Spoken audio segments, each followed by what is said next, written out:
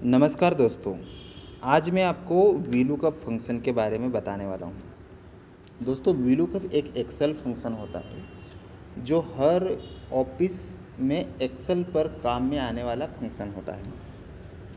दोस्तों, वीलुकअप के माध्यम से हमको डाटा सर्च करना या ढूंढना होता है तो एक काम कर सकते हैं। अगर आप एक्सेल की इंटरव्यू की तैयारी कर रहे हैं या एक्सेल पर वर्क कर रहे हैं तो आपको वीलुकअप वहाँ पर सबसे ज़्यादा यूज़ होगा। तो चलिए दोस्तों, स्टार्ट करेंगे। आज वीलुकअप का प्रयोग करना बताऊंगा मैं आपको, और वीलुकअप क्या होता है पहले वो भी बताऊंगा मैं। तो मैं यहाँ पर एक्सेल शीट ओपन कर लेता हूँ। एक्सेल शीट ओपन कर ली मैंने यहाँ से, और एक्सेल में जो डाटा बना है सेल्स डेटा नाम से मेरे पास सेव है। इसको मैं ओपन कर लेता हूँ पहले। ठीक है दोस्तों, तो डेटा यहाँ पर सेल्स रिपोर्ट है। तो सेल्स रिपोर्ट के अंदर अगर हम देखें तो बहुत ज़्यादा डेटा यहाँ पर है, और मुझे यहाँ पर 2-4 रिकॉर्ड के बारे में देखना है। तो किससे देखूँगा मैं? जो रो आईडी है उससे देखूँगा। क्या देखना है?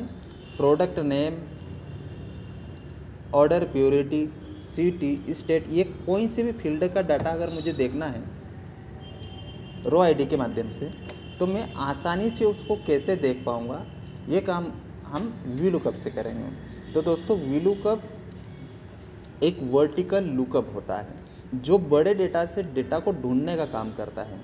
यह एक्सेल में फॉर्मूला टैब के अंदर लुकअप रेफरेंस में यहाँ पर मिल जाएगा आपको।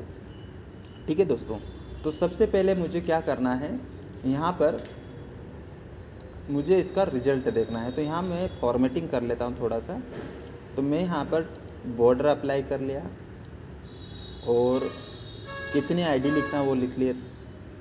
यहाँ से मैंने इसकी फॉर्मेटिंग कर दी। ठीक है दोस्तों, इसके बाद में यहाँ पर मैंने हेडिंग को सिलेक्ट कर लिया, और यहाँ मुझे हेडिंग लिखना है तो इतना मैंने सिलेक्ट कर लिया 3 कॉलम को। और डेटा पर जाकर डेटा वैलिडेशन ऑप्शन पर क्लिक करूँगा तो यहाँ पर लिखा है लिस्ट।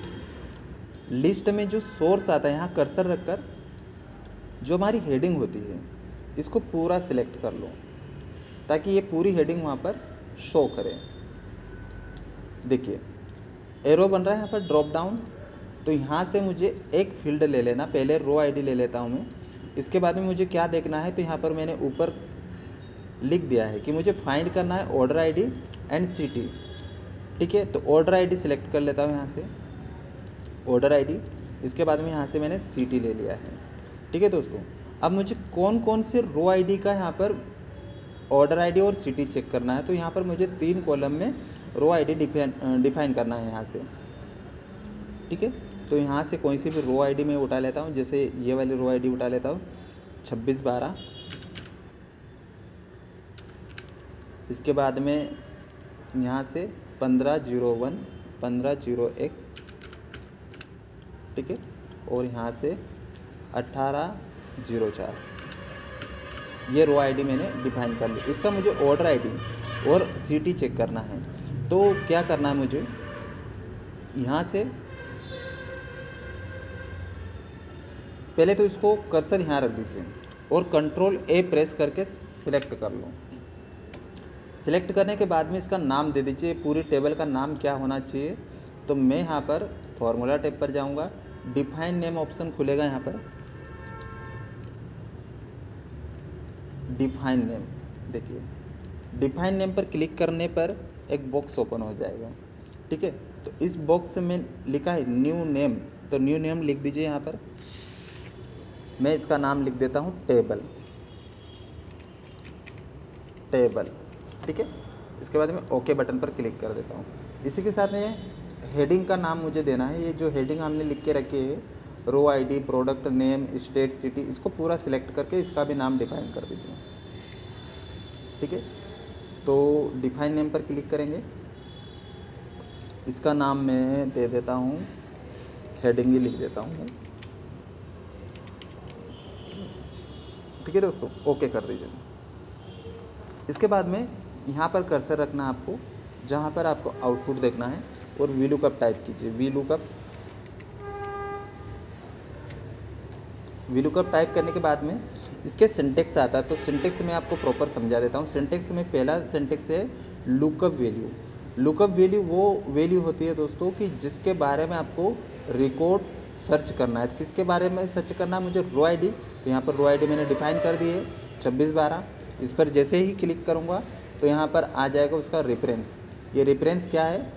A8, यानी कि एक कॉलम 8 रो पर है, कोमा। इसके बाद में टेबल अरे।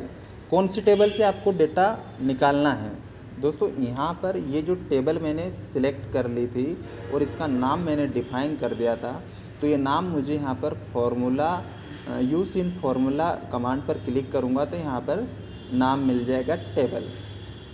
ठीक है दोस्तों। फिर कोमा, इसके बाद में लिखा है column index number. Column index number यानी कि ऑर्डर ID इस टेबल में कितने नंबर का कॉलम है वो हमको यहाँ पर निकालना है। तो इसके लिए मुझे एक फंक्शन का प्रयोग करना है जिसका नाम है मैच। दोस्तों कॉलम नंबर अगर आप बाय डिफ़ॉल्ट टाइप पे करोगे तब भी निकल आएगा, लेकिन अगर टाइप करोगे तो सिर्फ ऑर्डर ID का ही रिकॉर्ड चेक कर सकते हैं। इसलिए मैं यहाँ पर मैच का प्रयोग करके आपको बता रहा हूँ। तो मैच का सिंटेक्स यहाँ पर देखा जाए तो लुकअप वैल्यू इसमें भी पूछा गया है।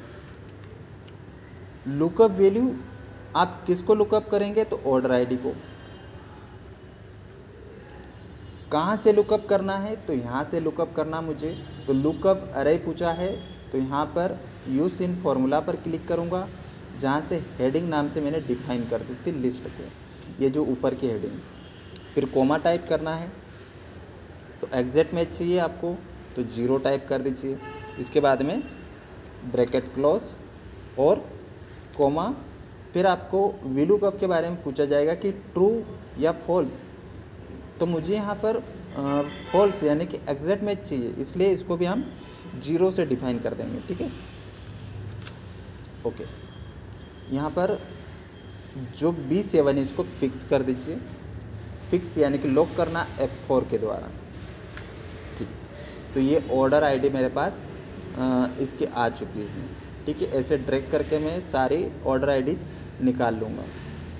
CT, अब मुझे CT में भी सेम फॉर्मूला लगाना, equal VLOOKUP syntax lookup value, तो वही 2612 के बारे में मुझे देखना है।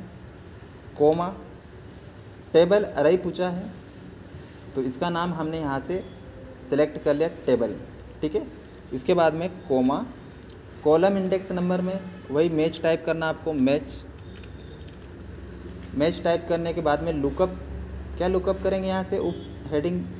तो मैंने CT डिफाइन कर रखी, तो CT सिलेक्ट करके इसको भी लॉक कर दीजिए F4। और फिर इसका नाम क्या है? तो यहाँ से हमने हेडिंग दिया है, कोमा और एग्जैक्ट मैच के लिए 0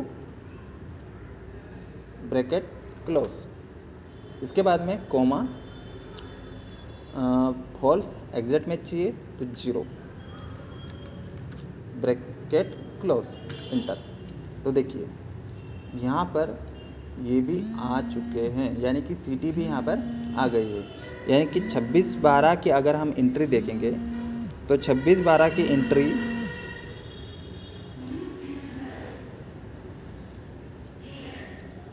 यहाँ पर है। ठीक है, धार में जा रहे हैं प्रोडक्ट, और यहाँ पर अगर मैंने फील्ड बदल दी है, अब जैसे सेल्स देखना है तो सेल्स बता देगा। अगर आप प्रोडक्ट नेम सेलेक्ट करोगे तो प्रोडक्ट नेम आ जाएगा। इसी के साथ में अगर आपको यहाँ पर ऑर्डर ID चेक करना है तो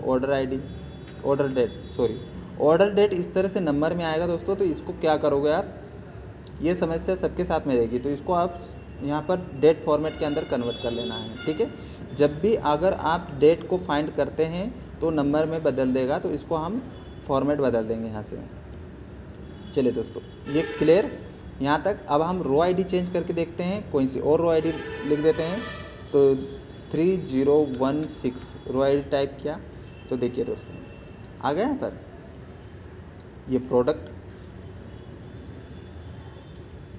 ठीक है, और सिटी अगर चेक करते थे, यहाँ पर आप जैसे ही क्लिक करोगे सिटी सिलेक्ट कर लीजिए। सिटी को सिटी सिलेक्ट किया। स्टेट की बात करेंगे तो यहाँ पर स्टेट सिलेक्ट करेंगे तो देखिए ऑटोमेटिक यहाँ पर आ जाएगा। ठीक है, तो एक बार फॉर्मूला लगाने के बाद में आपको बार बार फॉर्मूला ना लगाना पड़े, इसलिए ये फॉर्मूला यानी कि ये तरीका आप अगर अप्लाई करोगे तो बहुत अच्छा रहेगा, क्योंकि इंटरव्यू में अगर आपने इस तरीके से अप्लाई किया तो 100% सिलेक्ट दे देंगे आपको। ठीक है दोस्तों, तो आज के लिए इतना ही। अगर वीडियो समझ में आया, पसंद आया तो लाइक कर दीजिए, शेयर कर दीजिए और नए व्यूअर है तो सब्सक्राइब कर दीजिए। धन्यवाद।